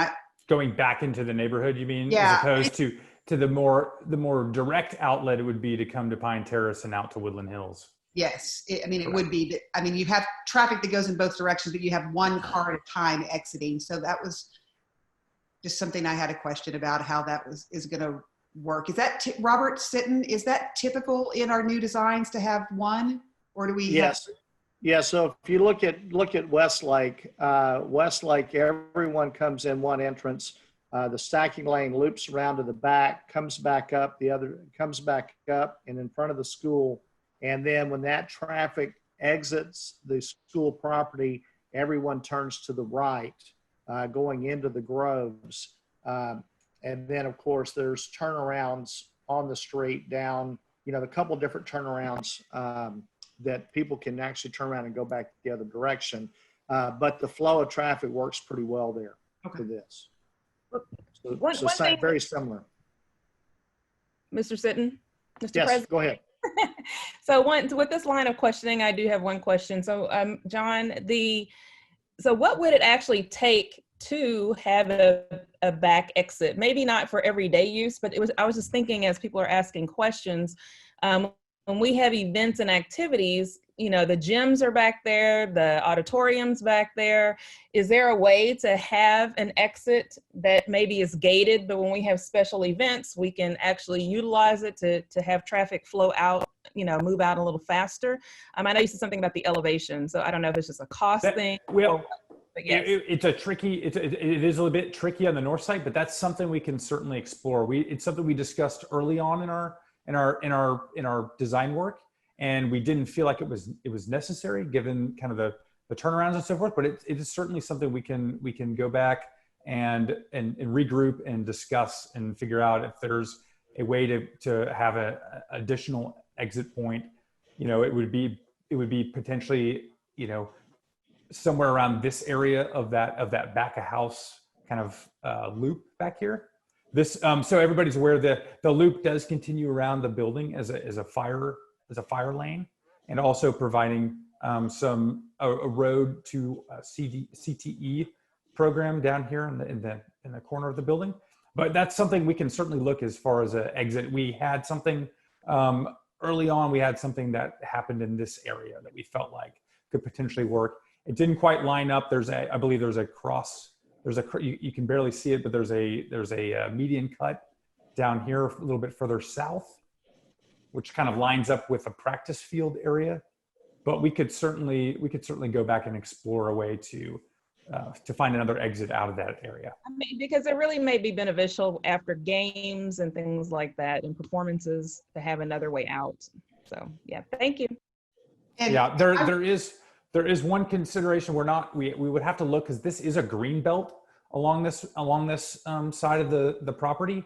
So that is one thing that I'm not sure, that may be one sticking point that we ended up not pursuing that exit. So that's potentially something that we might have to go back and John, I think further. That's what we talked about in building and planning. I believe it had to do with the green belt. We couldn't cross the green belt without building a bridge or a tunnel or something, and we would be totally responsible for that as well. So back to what we're doing at the other schools, the newer schools, it's very similar to this. In the case of Westlake, they have one entrance and one exit coming in for drop off, whereas at least here we have an entrance line and an exit line to kind of try to move some of that traffic. You've got that gate can be locked down if there's an issue going on back in the back with athletics or something. But yes, the idea of those people coming back out onto Cedar Knolls after a game or a concert and stuff is that would be the only exit. And just one, I noticed, or I know that I was less than kind of clear in the way I was asking my question this last time. And I guess my only concern, and I'm not trying to dictate anything, is that currently the flow of traffic at this school is broken up between Pine Terrace and Cedar Knoll. So the parents that drop off and pick up on the Cedar Knoll side don't go down Pine Terrace, and the parents that drop off and pick up on the Pine Terrace side don't typically go down Cedar Knoll because of the way the traffic is directed. And so my only concern was that we have all of our traffic at entrance and exit, or a drop off and pickup time on the Cedar Knoll Street, which the little difference between that and at the Groves is that isn't the Groves, it's fronted by, was it Madera Run or that main street, where Cedar Knolls is a neighborhood street with driveways and houses that front that. So I just want to make sure that we've thought of all the possible options and if there's a workaround or not. Yes. Go ahead, John. It is something that was a big concern, a big topic on our list from the beginning, and we just felt like it was a difficult thing to get the traffic to alleviate all onto Pine Terrace, just given the existing location of the school and how the new location of the school and the parking was all working together. I don't know, Mr. Sitton, if you had an additional comment. Sorry to cut you off. Well, I just, I understand, I'm hearing what everyone's asking and talking about, but when you're building inside a residential area like this, you can disperse traffic, two different ways. But in this case, because of the site plan limitations, splitting the residential traffic or the drop-off traffic, if you will, with the bus traffic really made the most sense when we were reviewing this through building and planning. So you have your buses and your parents are not running together, so to speak. So two separate entrances and exits, but one for parents, one for buses, and try to keep those separate in basically limited capacity on the site plan. So it is a challenge when you're building inside a neighborhood, but I think that this was based on everything that we saw along the way and the different stakeholder groups that were involved in this in the beginning. This was arguably the best design that we could put together on this piece of property.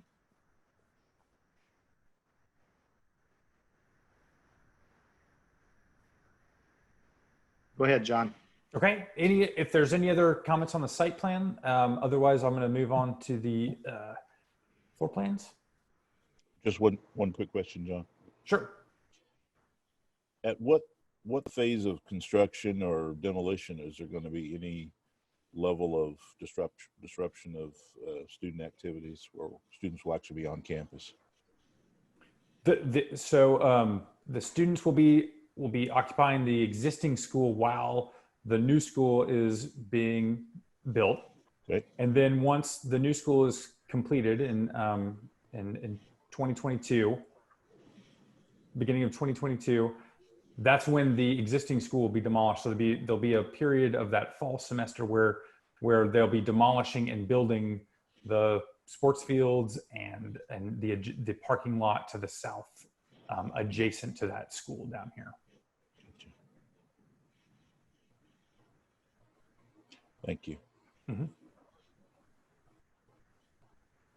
Okay. Next slide, moving into the building. So the arrangement of the program, we have at our main entrance, we have in orange here, we have the administration wing. So right at that main entry point. And then once you come in, we have the learning commons, the library. And then we have centrally located to the project and a range of blues and some red here. That's the neighborhood, the bulk of the classrooms. That's a 3-story piece where the rest of the building is a 1-story, sometimes double height spaces. But so that neighborhood, the classroom bulk happening in the middle. And then we have at the other end of the project here, we have a secondary main entrance with connectivity to that northern parking lot. Off of that, we have the cafeteria and dining kitchen facilities. This entry also leads you to the gym, the theater spaces for after hours or performance type events. The remainder of the purple back here is the performing arts, things like band, orchestra, choir. And then the aqua is the remainder of the athletics and physical education. Green, the lime green here is the CTE program. We have a culinary CTE adjacent to that dining and cafeteria area. And then we have a shop and a tech education lab.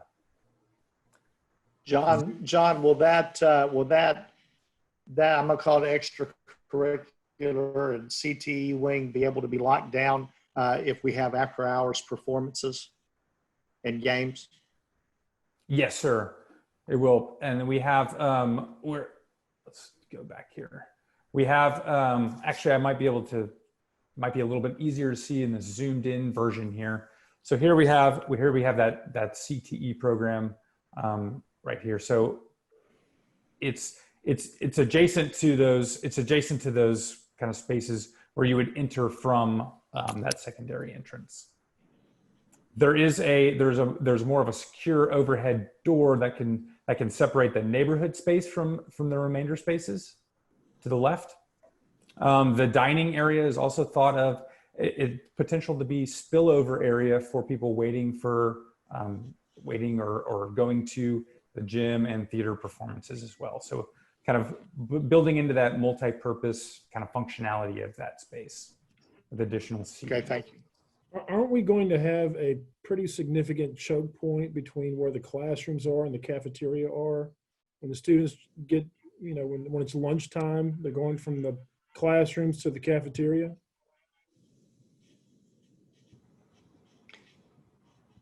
How wide is that corridor, John? In this zone right here? Yes. So it's a main wide thoroughfare throughout the whole first floor of the building. So what Mr. Lopez was asking is there going to be a bottleneck there where folks are coming from either athletics or CT or the cafeteria and then the academic wing and during passing times? I mean, so the idea was that it's a large widened corridor to allow for that free flow. It's something that extends throughout the whole project. But there is, I mean, as you point out, there will be a lot of action through here, right? There's a lot of programming, but it was widened to accommodate for that. And Mr. Lopez, that's similar to what we've done at Westlake as well. You've got that wider corridor that's coming from the extracurricular wing. It literally comes through the cafeteria area to get to the academic wing. Okay. So, I mean, it flows, it works. All right, as long as it works. It's hard to visualize it here, but it works. Yeah, and can you also point out the stairwells, John, when you have a chance? So because that also helps with the flow of student traffic. Sure. We have a main kind of central to the neighborhood. You'll see where we have a larger opening. We'll look at this in some perspectives, some renderings. But in that central area, we have a large monument stair. And then at both ends of the neighborhood, we have our fire enclosed egress stairs. So those will also provide vertical circulation. The elevator is tucked more into the neighborhood, something that is encouraged to be used by students, but something that's there absolutely for needs and for any kind of need of that elevator. It's there, but the stair is encouraged kind of use in those areas. So that, yeah, like I mentioned, the neighborhood being kind of the 3-story piece right here. And then we have the remainder, kind of the athletics that have a southern face that connect down to the sports fields and play fields that we saw. The CTE, particularly the production lab, has great access to that outdoor courtyard, and as well as does the neighborhood and kind of the circulation through that space. Lots of natural light, and we'll see that in some of the renderings coming up.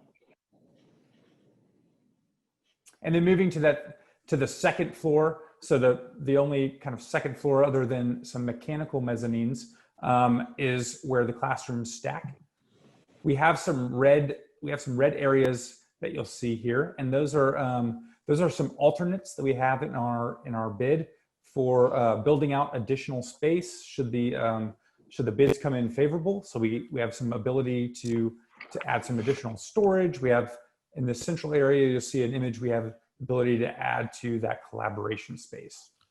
Other things I want to point out is as we were designing this, we were taking into consideration providing a lot of collaboration space outside of the classroom for the kids. So we have a large central area, and then we have areas that we'll see, but where the corridor is widened, and typical corridors being, you know, around 10 feet, and then we widen to a larger 18-foot corridor to provide some of that additional space outside of the classroom. On this level, you see we have, again, a mixture of classrooms, science labs. We have administration portion on each level that has great visibility to that central collaboration area where there's a lot of circulation happening. And then the third floor, finally, the top floor there, again, more classrooms, labs, administration piece, and then we have a technology center, a computer lab on each floor as well. Okay, this school being a replacement, we're coming into an already pre-existing community, and so that's one of the big points we want to make is to integrate well, to really integrate with the community and provide them something that is inspiring. It builds upon what great things that they've already done. So it's something that we've really taken into consideration as we've conceived the design. We also know just the values, virtues of Humble ISD moving forward in the 21st century and how we want to provide and promote that educational response. Another big concept we took from was the Kingwood community, the idea of the livable forest. And so the idea that we're really trying to site this building into the existing context. There's great trees. We're preserving a lot of trees, and we want to preserve a lot of views, provide views, bring in natural light. We want the palette, we want the finishes and textures to all feel very natural and warm and inviting. And so something that we've really tried to build upon is already existing in the Kingwood community. And so this is upon kind of walking into that main entrance, and it shows you that large, wide corridor, double height space, great volume with lots of natural light coming in, a very nice, warm, inviting palette with warm wood tones and so forth, wood columns that express that. To our left, we have the library. So right upon entry, there's that real importance of the learning commons and promoting that upon entry. And again, lots of natural light and so forth on the right as well.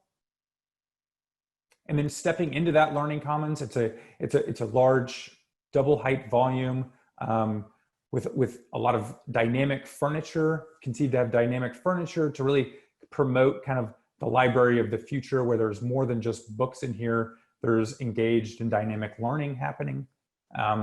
You can see there's lots of natural light into the space.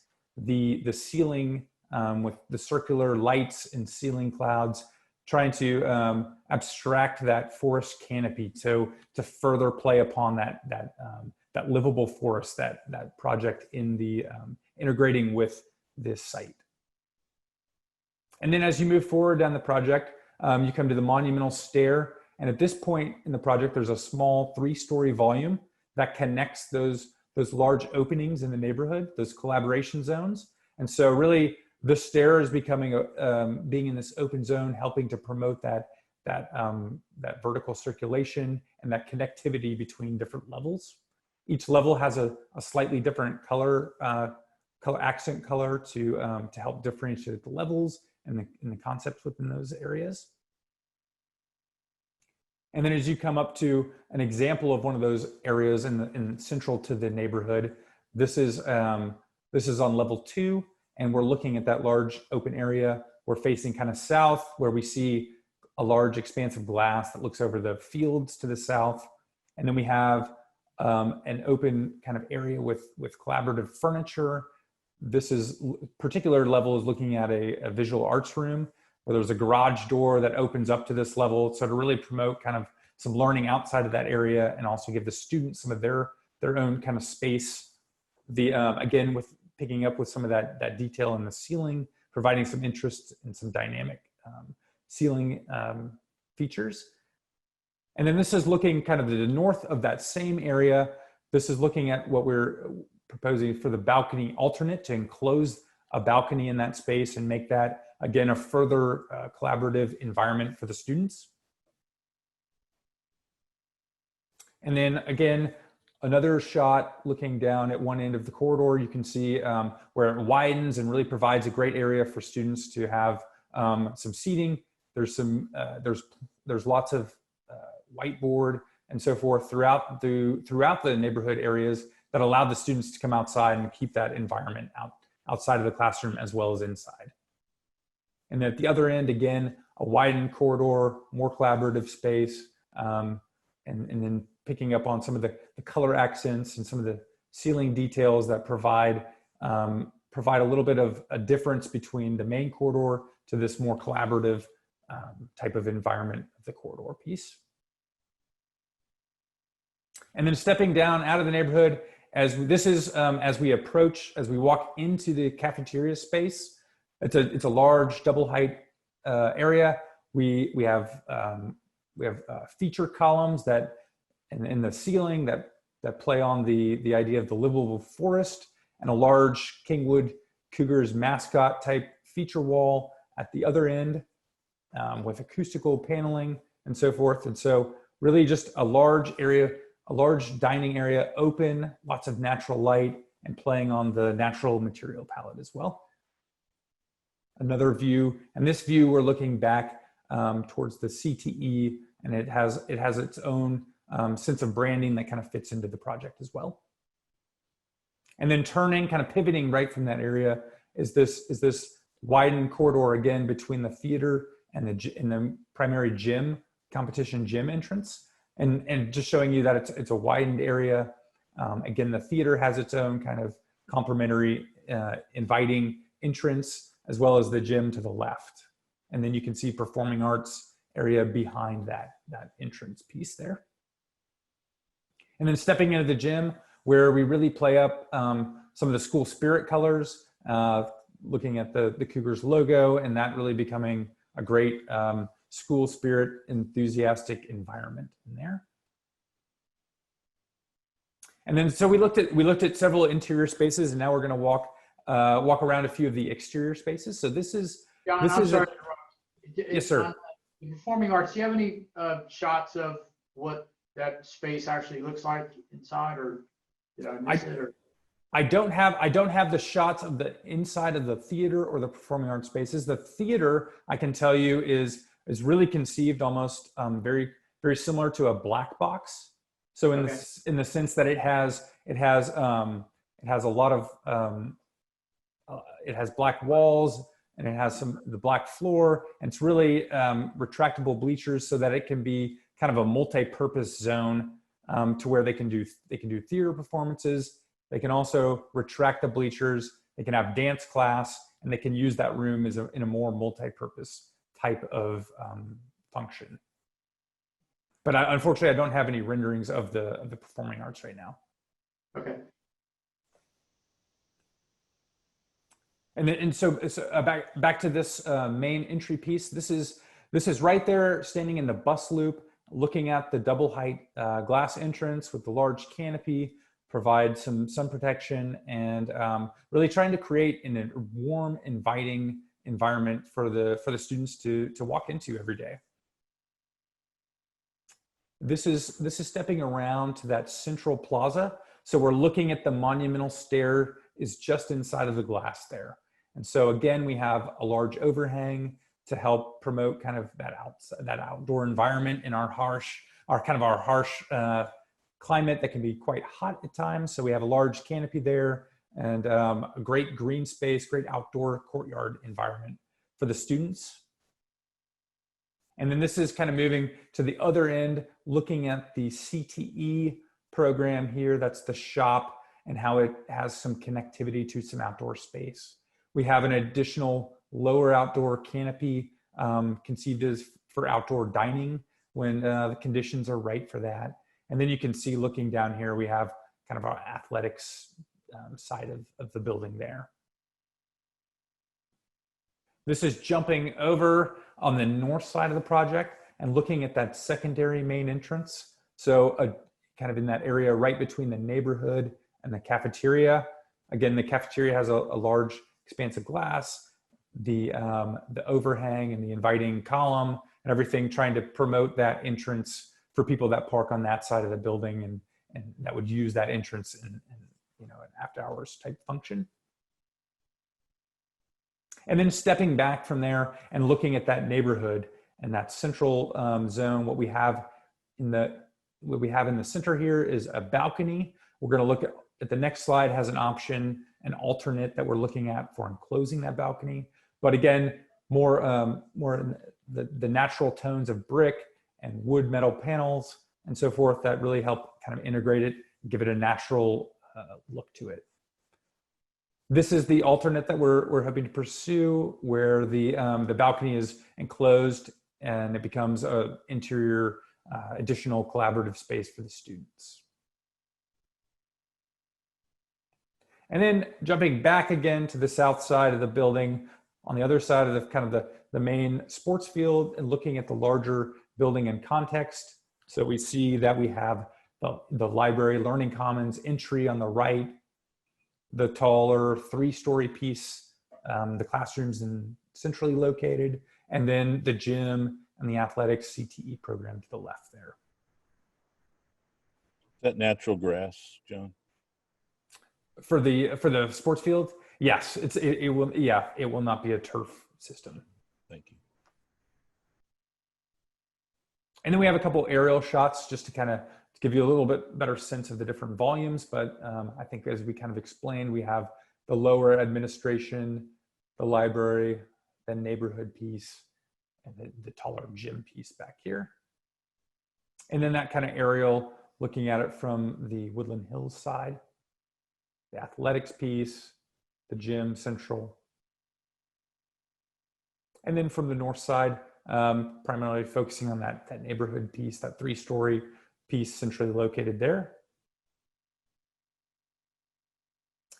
And then that's kind of it for the imagery. The next slide here is our high-level schedule. And so just some high points here. Currently, we've issued the bid set, and it's being vetted right now, looked over by various contractors.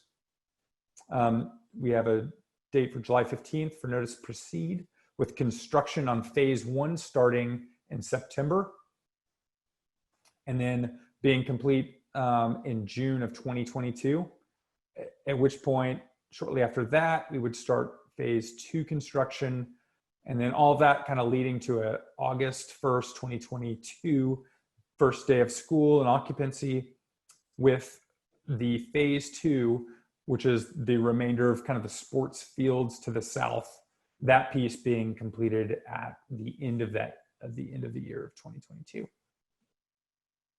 And so that's the rundown that we have, and I'm certainly happy to go back and look at anything, or if you guys have any feedback that you'd like to further discuss.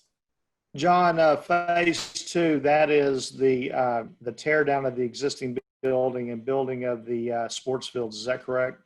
Correct. Okay. Anyone else have any questions or comments for John? It's a beautiful school. Thank you all very much. And thank you, Robert, and the Building and Planning Committee and all the administrative staff. This is a lot of work to get to this stage. You've done a beautiful job. This is really super nice. Thank you. Appreciate it. It's been a great process working with Humble ISD and all the various stakeholders. So I really thank you guys for the opportunity for us to work with you guys. We've really enjoyed it. I just see one problem with the whole thing. You're going to have people who live in the tenant zones of Riverwood and Creekwood Middle School because they tear our schools down. Mm-hmm. That's right.